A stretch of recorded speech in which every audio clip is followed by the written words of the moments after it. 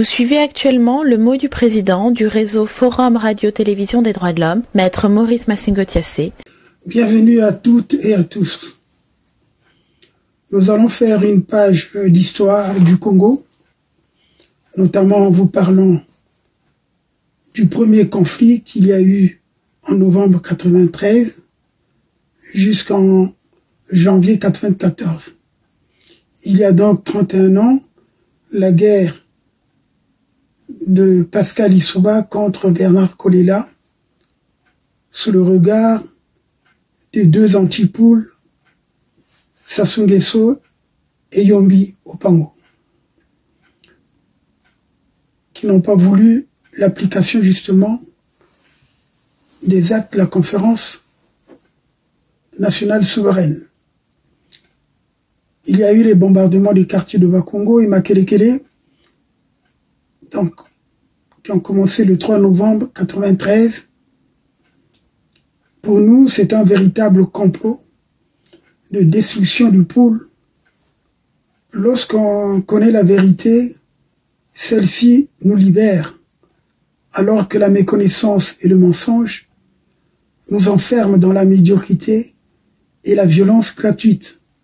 Et d'ailleurs la haine, parce qu'il faut dire que tout ce qui s'est engagé au pays, c'est souvent, il y a plutôt un parfum de haine.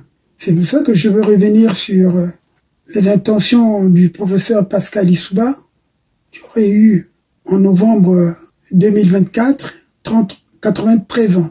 En tout cas, sitôt élu, le professeur Pascal Lissouba en tant que président, il décida de mettre en application la théorie de la tribu-classe qu'il avait développée dans sa jeunesse lorsqu'il était l'idéologue du socialisme congolais. Alors je vais vous lire l'extrait de sa théorie, ce qu'on appelle la tribu-classe. La tribu devient une minorité délimitée, consciente d'elle-même, en un mot, une classe. Le chômeur accédant à un emploi dans un pays où le chômage est endémique attribuera les faveurs de ce pouvoir d'achat à l'action collective et solidaire des membres de sa tribu. Il s'engagera ainsi à défendre avec un acharnement déroutant le nouveau pouvoir, et ce, sans discernement, sans esprit critique, avec passion. Il défendra sa classe. La classe, donc, c'est la tribu. Au sommet de la hiérarchie, l'élite tribale et despote s'organisent, assurer l'appui inconditionnel et irrationnel de son peuple. Elle se comportera à la manière d'une classe dans une société industrielle au post-industriel. Pour Pascal Lissouba, donc je le cite, « Les tribus nous paraissent donc comme autant de classes de caractère féodal à vocation dirigeante. Dès lors, la lutte tribale revêt le caractère d'une lutte classique de classe et son action se portera dans deux directions précises. Premièrement, l'oppression des autres tribus, classes. Jalouse, agressive, l'État devient alors l'organisation de la violence d'une classe contre d'autres classes. 2. L'appropriation d'une partie sans cesse croissante du produit national au profit de la minorité agissante, agressive et anarchique, parce qu'assurée de l'impunité. C'est un féodalisé qui dirige, mais c'est la tribu qui ordonne. Et colonisant même momentanément le temps de son règne, les structures essentielles de l'État, et elle en devient virtuellement le propriétaire. La réalité congolaise est donc cette lutte incessante entre les tribus à vocation dirigeante, donc l'existence de plusieurs classes hostiles dans la société. Alors je ne comprends pas d'ailleurs, lorsque je lis cela, pourquoi nos aînés ont été aveuglés par cette théorie de Pascal Lissouba, exprimée pourtant depuis 1968, comme pour justifier ses crimes. Parce que en février 1965, pour la première fois au Congo, se produisaient des enlèvements et des disparitions. De très hauts cadres, notamment le président de la Cour suprême, qui était Joseph Poabou, un Vili. Il y a eu Lazare Lem Matsukota, procureur de la République, un Larry, Anselme Massuémé, directeur de l'Agence congolaise d'information, c'est un Tsangui. D'ailleurs, il était de Mosenjo, proche donc de Lissouba. Donc, on retrouve finalement dans ces crimes les pattes du renard et on dit Sassou Nguesso. Déjà en 1965, il faut dire à cette époque, le lieutenant Sassou est conseiller à la sécurité du ministère de l'Intérieur que dirigeait donc Germain Bikouma. Pascal Lissouba n'a pas vraiment réfléchi soigneusement avant d'agir. Il a été marqué par l'impulsivité et non la sagesse. Et ça, peut-être nous allons revenir sur ce problème de 65 où il a roulé Alphonse Massamba Deba parce qu'il a justifié ses crimes pour dire que ces 3 cadres préparaient un coup d'État. D'après les renseignements que lui avait fournis l'ancien président du Mali, Modibo Keïta, et qui d'ailleurs va démentir cette lettre après une visite de Massamba Deba au Mali. Il avait demandé à son homologue si c'est lui qui avait envoyé cette lettre. Parce que c'est par lettre qu'effectivement les crimes de 65 se sont déroulés parce que sous prétexte qu'il y avait un coup d'État. En réalité, Pascal Lissouba voulait se débarrasser de ceux qui lui faisaient de l'ombre. On peut dire que le problème du Congo, ce sont des gens qui se nourrissent un peu de complexe, de supériorité. C'est un problème d'ego. Donc pour Pascal Lissouba, comme pour ceux qui l'entouraient, la lutte des classes, conçue par Karl Marx comme étant l'instrument par excellence de la prise de pouvoir, ne pouvait s'appliquer en Afrique et devrait impérativement être adaptée aux structures sociales traditionnelles, à la tribu, se substituant donc à la classe dans la démonstration idéologique. Donc à la page 24, l'initiateur du futur concept de Mabama Tatou, qu'il va concevoir en 93, il mentionne bien ceci. La réalité congolaise est donc cette lutte incessante entre les tribus à vocation dirigeante, donc l'existence de plusieurs classes hostiles dans la société. Comme je le dis constamment, les écrits du professeur Pascal Lissouba affectent notre avenir, parce qu'il est l'inspirateur de Sassou Nguesso dans l'oppression des autres tribus, devenues classe-tribu. Ainsi donc, le clan d'Oyo, se plaçant en classe-tribu, trouve en l'État qui devient alors l'organisation de la violence d'une classe aujourd'hui dénommée Moshi contre d'autres tribus. Comment un homme cultivé comme Pascal Lissouba, à partir de son complexe d'infériorité vis-à-vis de Lazare Lin Matsokota, a pondu une théorie de la tribu-classe uniquement en visant des laris influents et omniprésents dans les rouages de l'État. Finalement, comme je l'ai dit, l'ouvrier militaire Sassou Nguesso, admirateur de Pascal Lissouba, va donc s'inspirer de cette théorie médiocre, en s'assurant bien sûr le soutien clanique des Moshi. C'est donc cette revanche tribale suggérée par Pascal Lissouba qui permet à Sassou d'assurer à l'élite Moshi d'occuper tous les postes dirigeants dans l'administration, l'armée, les entreprises publiques et privées.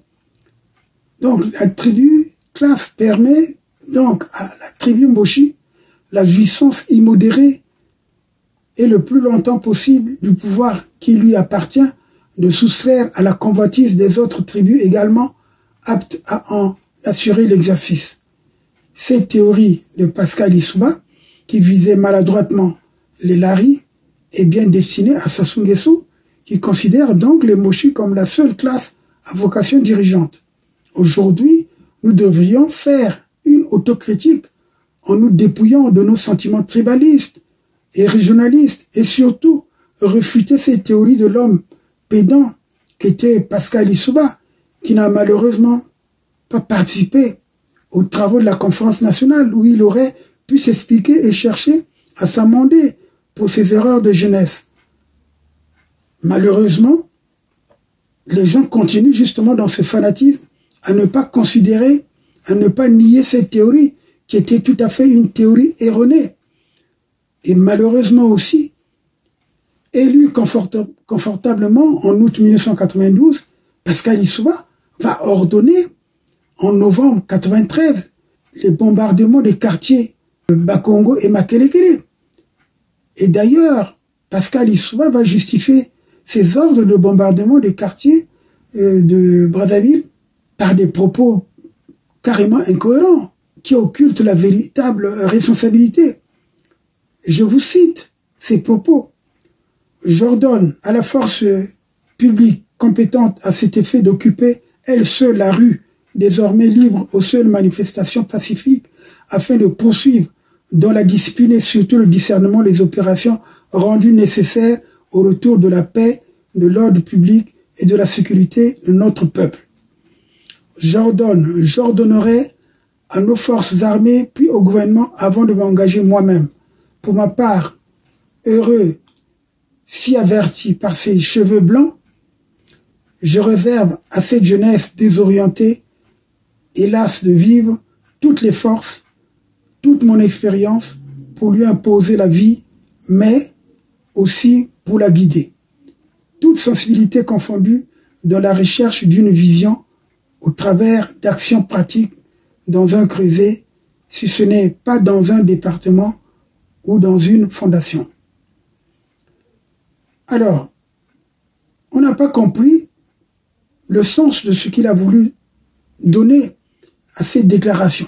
C'est pour ça que j'ai dit, il s'est empêtré dans les explications de l'opération qu'il a ordonnée. En tout cas, l'objectif tacite et inavoué poursuivi était donc le musellement d'une région, le Poul, dont le réveil politique coupait le sommeil à bien des manœuvriers politiques rassemblés au sein de ce trio, Lissouba, Yombi et Mbéri, qui était Lissouba lui-même président de la République, Yombi qui était son conseiller avant qu'il devienne d'ailleurs Premier ministre, et Mbéri qui était à l'intérieur. Tous les trois qui ont toujours affiché leur haine du Poul. Ils ont utilisé les gros moyens militaires à leur disposition pour l'acculer au silence, pour acculer donc le Poul au silence, comme Sassou en avait donné l'exemple à Ouando. En 1987, il y a eu donc des enlèvements, les assassinats isolés ne suffisent plus. La mouvance présidentielle programme donc le génocide du Poul en utilisant contre lui les armes de destruction massive. Donc du 3 novembre 1993 au 2 février 1994, les pluies d'obus tombent dans les quartiers populaires de Bakongo et Makelekele, en témoin oculaire à partir du 30 décembre 1993, parce que de retour de Kinshasa, où je suis resté 5 mois comme conseiller juridique du gouverneur de Kinshasa, Bernardin Mungurdiaka, j'ai relevé 96 obus, d'ailleurs plusieurs fois avec Sonny Laboutansi qui vivait à Makelekele. Nous faisions le point sur les impacts et les dégâts causés par les tirs d'obus et d'armes automatiques dans le quartier sud avec Nsiba, qui était l'ambassadeur du Congo au Gabon, bloqué à Brazzaville à cause de ces événements. Cette première guerre civile, c'est le premier piège de Sassou Nguesso pour discréditer le pouvoir de Pascal Lissouba, qui était associé à Yombi. Il est clair que la cession à la magistrature suprême de Pascal Lissouba, qui avait 61 ans à l'époque, l'homme qui a développé, donc comme je l'ai dit à 37 ans, la théorie tribu classe, ne pouvait que déboucher sur la tribalisation et la régionalisation du pouvoir, c'est-à-dire l'asservissement d'une région par une autre. Ici, il s'agit donc des régions, puisqu'il s'agissait de la région du Nyari, de la Bouéza et de la Lékoumou, qui ont pris le nom de Nibolek. Très vite donc, après sa prestation de serment, le 1er septembre 1992, Pascal Lissouba a mis en application son credo politique pour recourir à la violence. Il est démontré en effet que dès son entrée en fonction, le nouveau chef de l'État, Pascal Lissouba, était donc mu par la volonté d'instaurer une sorte de dictature légale, assurant tous les pouvoirs à lui-même et à ceux qui l'entouraient, ces derniers étant sélectionnés sur la base des critères ethniques, 3 mois après son accession à la présidence de la République. Donc, Pascal Lissouba a réussi l'exploit de détruire l'édifice parlementaire sur lequel devait s'édifier la démocratie née de la conférence nationale souveraine de 1991. Et d'ailleurs, il faut l'affirmer que Pascal Lissouba n'a jamais assisté aux travaux de la conférence nationale. Il est venu à la fin pour participer justement à l'élection de la primature pour être Premier ministre. En tout cas, les dégâts sont considérables. D'abord, il faut dire que le 30 novembre 1992, les membres de la garde présidentielle de Pascal Lissouba vont commettre une agression délibérée en tirant sur une manifestation pacifique organisée à Brazzaville par l'URD et le PCT, tuant 2 personnes près du centre culturel français et une 3e personne au rond-point de Mongali. Alors, Pascal Lissouba a toujours affirmé que cette première tuerie avait été perpétrée par des éléments incontrôlés qui n'y avaient personnellement aucune part de responsabilité. Il existe cependant un rapport non rendu public qui met en cause les éléments de la sécurité présidentielle. Le 30 novembre 1992, les membres de la garde présidentielle tirent sur une manifestation pacifique organisée donc par l'Alliance l'URD et PCD. 3 personnes sont tuées, dont 2 au centre culturel français vers 9h30 et une personne a été tuée au rond-point de Mongali. Cette première tuerie a été donc attribuée aux membres de la garde présidentielle du professeur Pascal Lissouba. Ce dernier affirmera qu'il n'avait personnellement aucune part de responsabilité, comme je vous l'ai dit. Donc, par contre, le général Macoumba Nzambi, alias Sébastien Enemen, qui à l'époque était colonel et commandant de la gendarmerie, mort empoisonné le 29 mai 2011, chargé de l'enquête de fusillage du CCF et du rond-point de Mongali, m'avait révélé peu avant sa mort, donc je crois que c'était après son passage à Radio Forum en 2010. Il m'avait révélé d'innombrables présomptions pesant sur des personnes non identifiées qui ont voulu abattre Bernard Kolela pour le compte de Sassou Nguesso et ceux identifiés de la garde du président Pascal Lissouba. Forum FM 105.8.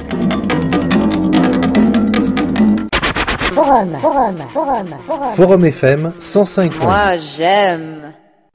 En effet, afin de reprendre la main et de continuer à peser sur la vie politique, Sassou donc, dans son principe de diviser pour mieux régner, voulait à tout prix faire opposer les partisans de Pascal Lissouba, président de la République, chef donc du grand parti qui était l'UPADES, et ceux de Bernard Kolela, président du MCDDI, c'est-à-dire opposer le poule contre les pays du Niari, Bwenza et les Koumou, en abrégé donc Nibolek.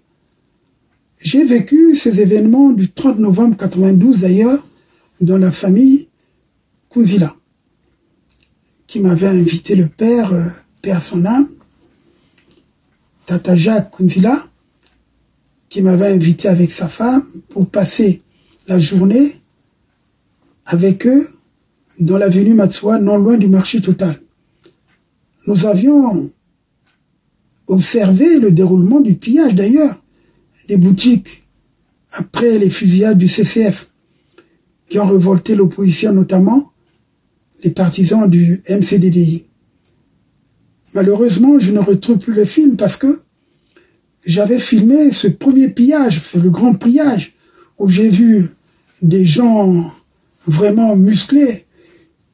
J'ai vu quelqu'un qui a transporté, qui a soulevé, qui a mis sur la tête un congélateur qui était fourni. Donc, probablement, ce congélateur pouvait avoir au moins une centaine de kilos, sinon plus. En tout cas, ce que je voulais ouvrir comme parenthèse et la refermer pour montrer que Le premier pillage au marché total de Bokongo a eu lieu le 30 novembre 92. Pour ceux qui veulent retenir les dates des nombreux pillages qui ont eu lieu au Congo, et notamment celui-là. Moi, j'aime. On a cette vie, mais une seule radio. Une seule radio. Forum FM 105.8.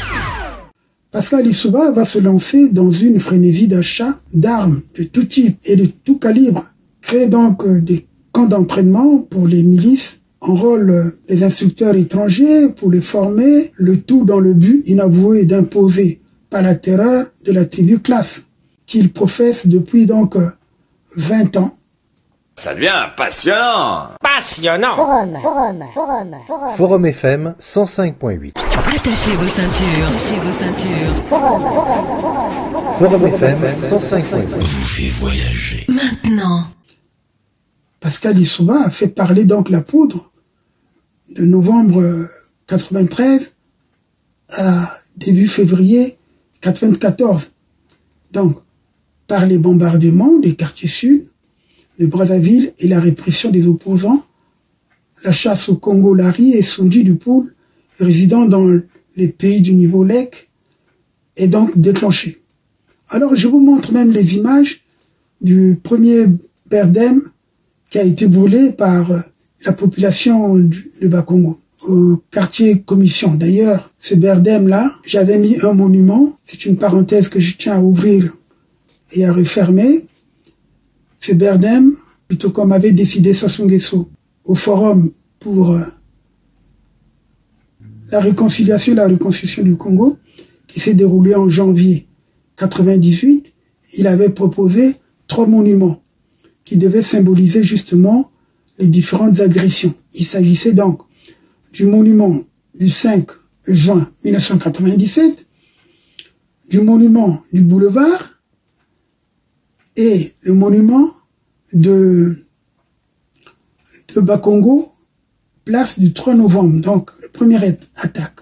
Malheureusement, tout il a fait détruire. Pourtant, on s'est entendu, on a même fait les plans.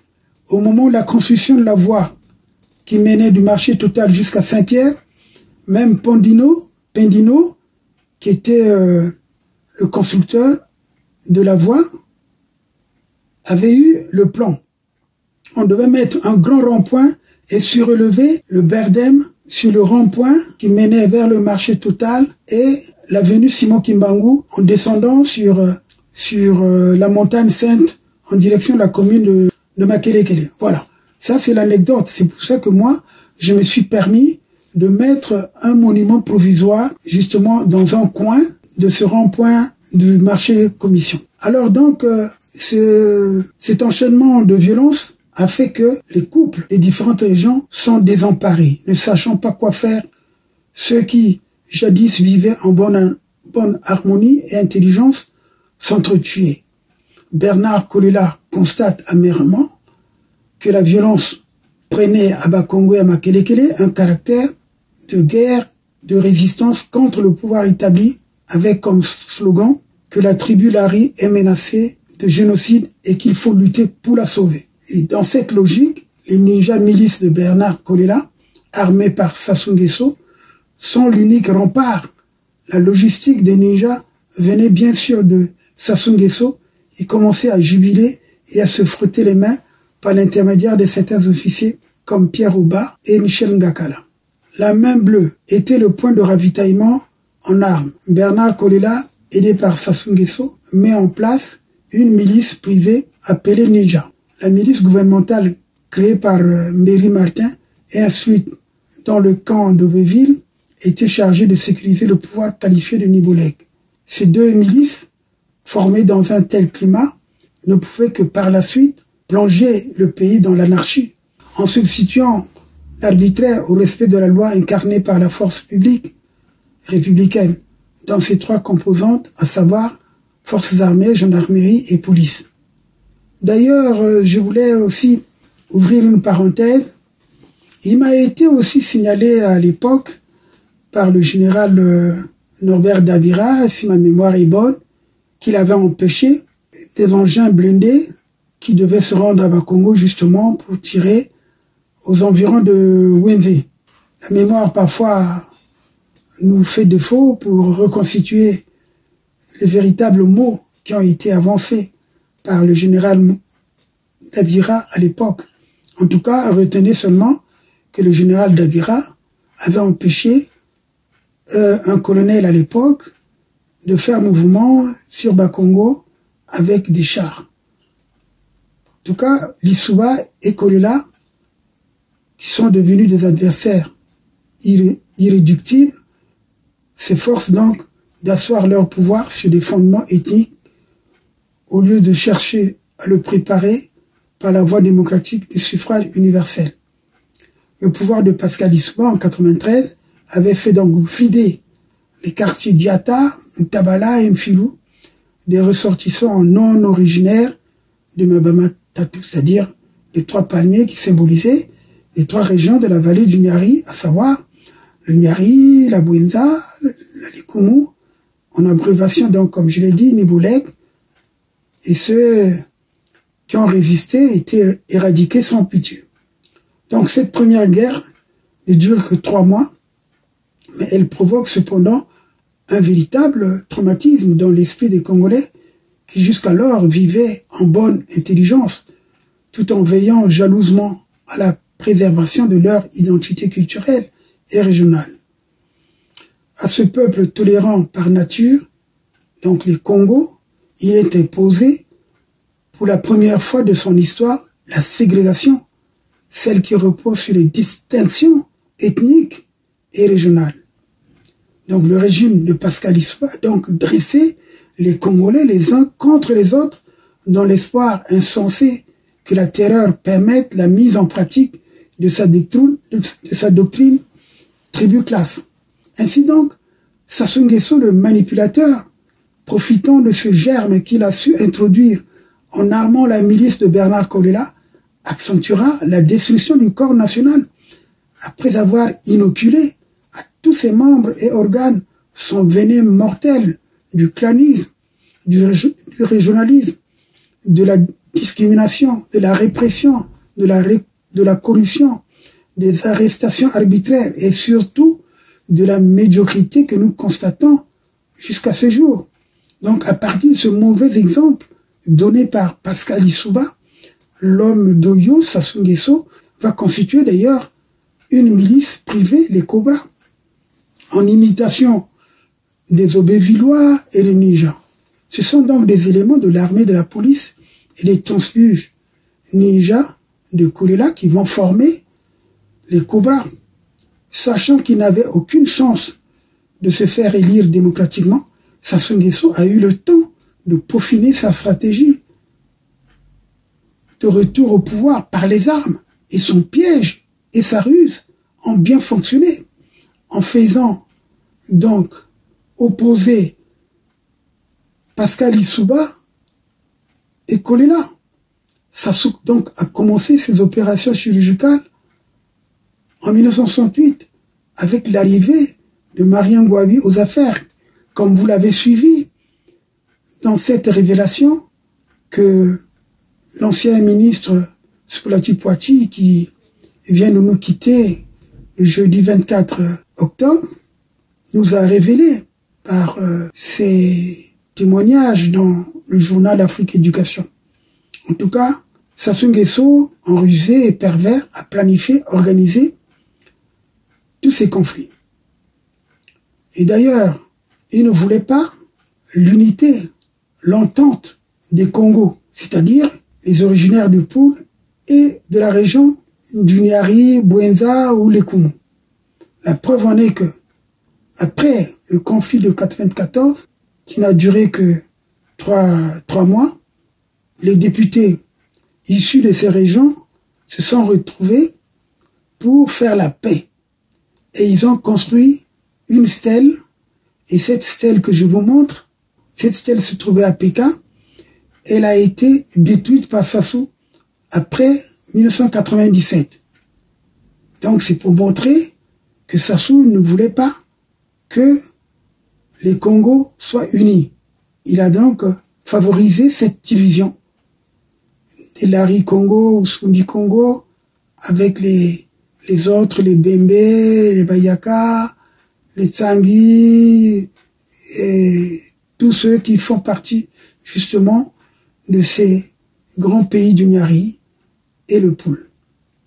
Et d'ailleurs, maintenant, vous voyez comment Sassou a divisé le Poul en créant un autre département. Mais ça, il se trompe. Plus tard, les départements qui ont été divisés vont se reconstituer pour ne pas favoriser justement les errances, ou plutôt les crimes de Sassou Nguesso. Alors Sassou Nguesso, en rusé donc et pervers, a planifié et organisé à partir de ce moment-là jusqu'à aujourd'hui la division, la corruption, les intimidations et les arrestations, les empoisonnements, la torture, les viols et les évictions, les bombardements à l'arme lourde, le recours aux crimes contre l'humanité et les crimes de génocide dans cette partie du pays. C'est pourquoi aussi, au vu des éléments en notre possession, les témoignages recueillis ça et là, nous affirmons qu'il y a eu un complot visant la destruction ou l'affaiblissement des populations du Poul, c'est-à-dire d'une partie du groupe national. Leurs auteurs sont coupables donc de ce que nous appelons les crimes contre l'humanité, les crimes de guerre ou les crimes de génocide. On ne peut donc plus nier qu'on n'a pas commis un attentat contre la vie, la liberté, la propriété des membres des populations du Poul identifiés comme groupe national. Donc cette guerre civile, comme je l'ai dit, qui a duré de novembre 93 et 94, a provoqué une rupture entre les composantes Congo et surtout un véritable traumatisme dans l'esprit des Congolais qui jusqu'alors vivaient en bonne intelligence tout en veillant jalousement à la préservation donc de leur culture et de leur identité régionale. À ce peuple tolérant, par nature, il a été imposé pour la première fois de son histoire la pire forme de ségrégation, celle qui repose sur les distinctions ethniques, fait plus grave encore. Afin de parvenir à ses fins, de dresser les Congolais les uns et les autres, le pouvoir a eu recours aux moyens les plus barbares, assassinats, viols, tortures, dont l'espoir est censé que la terreur permettait la mise en pratique des idéologies de toute nature, notamment la tribu classe. Il y a eu aussi un plan concerté, la mise en place d'une milice, la publication donc du décret numéro 756, PR cabinet CIV, se fera donc le 9 août 93. Elle officialise le camp d'entraînement militaire d'Aubéville, tenu jusqu'ici secret. Alors, la composition des camps privés, il y avait 4 sessions de légionnaires, c'est-à-dire de mercenaires étrangers, 30 éléments chacune, soit au total 120 hommes, dont une femme, 15 sections de Congolais de 30 éléments, soit 450 hommes, 46 responsables, dont les colonels Dacosta, Ngembo, Mbaou, Mabika, le lieutenant-colonel Mouiti, le capitaine Ben, etc. Le 13 août, arrivée de 200 Aubévillois à Brazzaville. Ils sont donc logés à la résidence du plateau et à la cité des 17. Le 9 septembre, la Cour suprême dégage sa responsabilité face aux violations flagrantes de la Constitution et aux événements douloureux du mois de juillet 93. Du 19 septembre au 10 octobre, la préparation des méthodes et du plan d'attaque par les forces d'Aubéville, des quartiers donc, de Bakongo, à Emakelekele, et également à Pointe-Noire et à Dolisie. Donc, ces plans d'attaque étaient donc de septembre à 93. Il faut dire que la guerre, les bombardements des quartiers sud de Brazzaville le 3 novembre 93, donc cette guerre qui a duré jusqu'en fin janvier 94 bien sûr, avait été préméditée par la mise en place des Aubévillois et le calendrier était bien établi. Je ne vais pas revenir sur ce calendrier que j'ai mentionné dans mon ouvrage que vous connaissez, qui est là, l'autopsie d'un État totalitaire. Il y a tout un chapitre justement sur cette affaire de bombardement des quartiers sud de Brazzaville. Mais par contre, je tiens à relever les témoignages de Soni Laboutansi, qui avait dénoncé la torture et l'assassinat au Centre culturel français. Parce que j'ai été longtemps avec Soni Laboutansi pendant cette période justement du conflit. Comme je vous l'ai dit tout à l'heure, on se retrouvait pour comptabiliser et pour noter les impacts des obus qui tombaient dans ces quartiers. Donc, il dit, témoignage de Soni Laboutansi, on a torturé au commissariat central, on a officié les interrogatoires dans l'enceinte même de la résidence privée de M. Pascal Issouba. On a déféré son mandat à la maison d'arrêt. On a armé avec des armes de guerre des civils, des militaires incontrôlés. Mais le comble arrive quand au rond-point du Centre culturel français, les coups de feu à l'arme automatique partis du ministère de l'Intérieur tuent 3 Congolais. On ne m'a pas dit. J'étais là. J'ai vu le corps.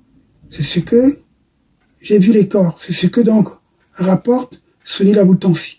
Le bâtiment du ministère des Mines et celui du ministère de Plan ont été transformés en forteresse de distribution de la mort ainsi que l'ancien bâtiment de l'OCV.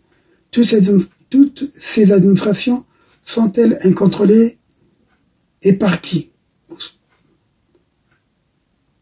Les Congolais donc doivent refuser l'assassinat et le pouvoir de crime, a-t-il ajouté, qui a envoyé le lieutenant Ngumbu, Raphaël à la sécurité rapprochée du chef de l'État, tirer sur les manifestants au rond-point de Mungali. Le sergent Monkala est rentré à la base avec un sac de riz, s'est drogué au Boganda avant de dire « Je m'en vais arrêter la pagaille de Kolela ». Il était armé comme Rambo. Voilà. Les Congolais doivent refuser l'assassinat et le pouvoir du crime. On a distribué donc les armes de guerre à une partie de la population de Brazzaville, majoritairement de la Bouenza. Quelle était la responsabilité du commissaire central, de la DST et du ministère de l'Intérieur dans cette opération d'incitation à la haine tribale? Quelle était la responsabilité des colonels Mpika, Ndamba, Mabika, Ngoma Moudouma, Ngembo dans cette entreprise macabre? S'interroge Soni Laboutansi. Voilà autant de questions que les Congolais qui refusent le crime à visage politico-ethnique devraient se poser cette question auquel la justice n'a jamais donné les réponses. Nous avions donc fait la conférence nationale pour du bruit et des bagatelles, car il n'est pas de droit sans justice. Les responsabilités auraient pu être établies, hélas, pour éviter que l'injustice n'annule gravement le poids naturel du droit.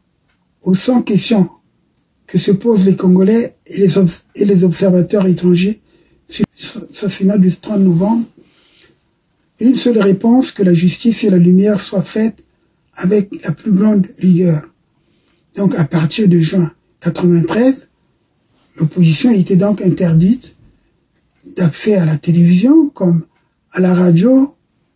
Les militants ont cotisé et avec l'appui des leaders politiques, Diop Missamou, qui vient de nous quitter d'ailleurs, a pu acheter en France une radio capable de couvrir un rayon de 100 km.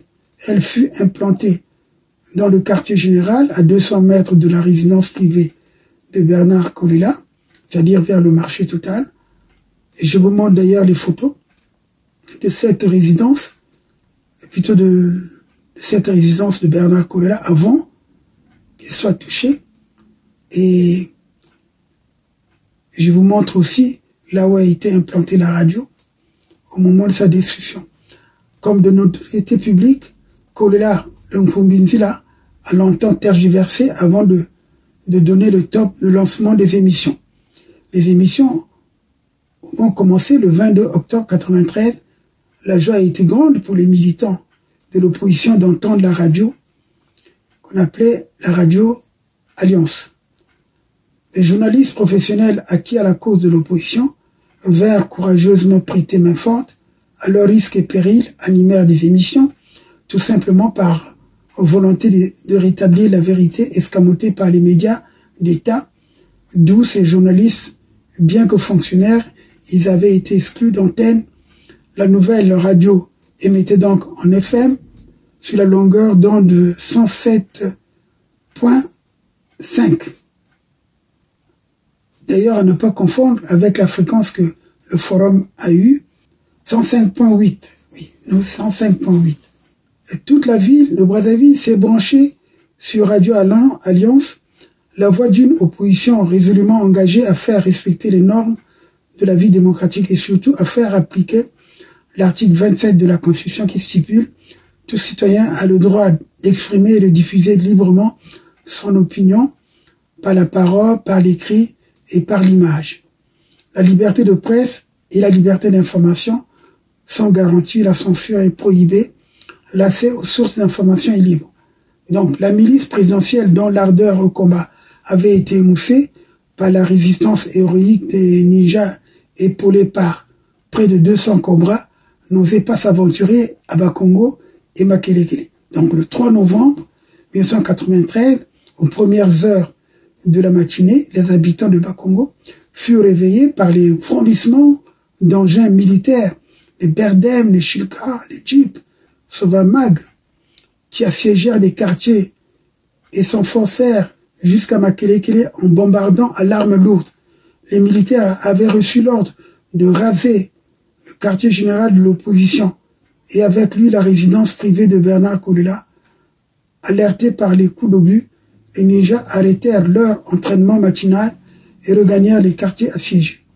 En fait, les ninjas étaient entraînés, il faut le dire, par Bouissama Toko.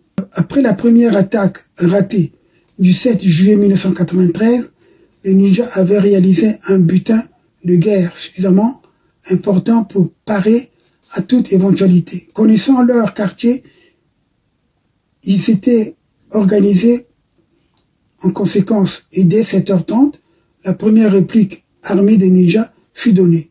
Les militaires pris au piège tombaient sous leurs balles. Un véhicule blindé donc de marque Berdem, brûlé comme je l'ai dit au marché commission de Saint-Pierre, et je vous montre les images. Les jeeps Sovamag prenaient également feu un peu partout dans Bakongo. Les hommes de l'Issouba prirent la fuite. En décembre 1993, les miliciens formés à Aubéville, qu'on appelait donc les Aubévillois, menèrent une expédition meurtrière contre la population Bakongo. Donc le terme englobe les Basundi, les Balari, les Bakongo Nseke, les Manyanga, Bayombe, Baangala, Bakamba, Badondo, etc. Mfilou, Diata et Mutabala, comme pour se venger de la cinglante défaite subie à Bakongo et Makelekele. Ils avaient donc lamentablement échoué dans leur mission d'extermination avec d'importantes pertes en vies humaines dans leurs plusieurs Congos soumis, surtout les originaires des districts de Kindamba, Mayama, Madia, Matumbo, etc. ont été tués et enterrés sur place dans les fosses communes ou individuelles. André Milongo, qui avait rassuré ses partisans, qui leur avait ordonné de rester sur place, eut sur la conscience de nombreux cadavres, parce que nombreux étaient morts. Et comme vous savez bien, sans idéal politique, André Milongo apporte sa caution morale et légale au crime de Mfilou. Le président de l'Assemblée, il était naïf. Pour de l'argent, il a approuvé l'agression contre Kolela et se fait complice donc des commanditaires de l'expédition meurtrière qui a pour but de faire de Mutabala, Mfilou, Diata et Makazu des fiefs électoraux de l'UPADES et de la mouvance présidentielle de l'époque. Donc l'UPADES n'a jamais accepté le fait que le parti majoritaire n'ait pas pu obtenir un seul député dans la capitale Brazzaville, qui à elle seule comptait près de la moitié de la population du Congo. Donc, Pascal Lissouba n'a pas réussi à exterminer la population Bakongo du Sud de Brazzaville. Il a donc été obligé de revenir à la raison et de confier à l'opposition, avec 2 ans de retard, la gestion des mairies des 2 grandes villes du Congo, c'est-à-dire Brazzaville, à Bernard Kolela, MCDDI, et Pointe-Noire, à Jean-Pierre Tchister-Tchikaya de RDPS. Donc, de novembre 93 à janvier 94, comme je l'ai dit, Bakongo et Makelekele se sont réveillés par les obus de Lissouba, qui ont fait donc de nombreuses victimes. Aujourd'hui, nous savons que les disparus sont enterrés dans les fosses communes disséminées en filous, Mutabala, Makazu et Diata, ce qui ramène le nombre réel de tués à plus de 3000 à travers le territoire pour le premier crime contre l'humanité commis par Pascal Lissouba. Et pendant cette période trouble, de 93-94, les femmes ont payé un lourd tribut. On estime à 60 000 le nombre de femmes et filles qui ont été persécutées, violées, victimes donc de viols, selon plusieurs sources d'informations, les hôpitaux, les Médecins sans frontières et quelques organisations qui avaient accès justement au Congo pour l'observation. Il y a aussi l'Observatoire congolais des droits de l'homme et le Forum des droits de l'homme. Il y avait aussi l'UNICEF. Donc le viol a été utilisé comme une arme de guerre au Congo avec un caractère généralisé et systématique. Il a donc servi d'instrument de déshumanisation, d'humiliation, de fragilisation, de punition, de terreur, de récompense des combattants. Les viols, souvent collectifs, ont été parfois commis dans les lieux publics, traumatiser le maximum de personnes, marchés, églises, centres d'hébergement, etc. Et le viol étant devenu une stratégie de guerre bien réfléchie, utilisée à des fins de terreur politique. Ce que d'ailleurs fera en 1997 Sassou Nguesso. Bon, je vais revenir donc justement sur la destruction